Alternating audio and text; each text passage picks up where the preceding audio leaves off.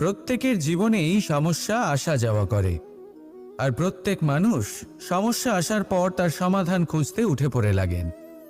কিন্তু যখনই সমস্যার সমাধান হয়ে যায়, আমরা সুপ্রসন্ন হয়ে যাই এবং অসাবধানও হয়ে যাই। আমাদের মনে হয় যে আমরা সম্পূর্ণরূপে সমস্যার অন্ত করেছি, কিন্তু কোথাও না কোথাও একটা ছোট্ট বীজ রয়েই যায়, আর সেই বীজ আমাদের অসাবধানতার ছত্রছায়ায় বড় হতে থাকে, আর তারপর মহা সংকট হয়ে আবার আমাদের উপর আক্রমণ করে।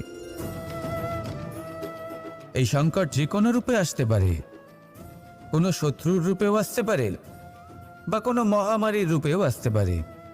সেই জন্য সবসময় সাবধান থাকাই উচিত, কারণ অসাবধান হলে কি হয়, আমাদের সুরক্ষা চক্রে একটা ছেদ উৎপন্ন হয়, আর আমাদের শেষ করতে পারে এমন এক বাণ সেই ছেদ বিন্দু হয়ে আমাদের হৃদয়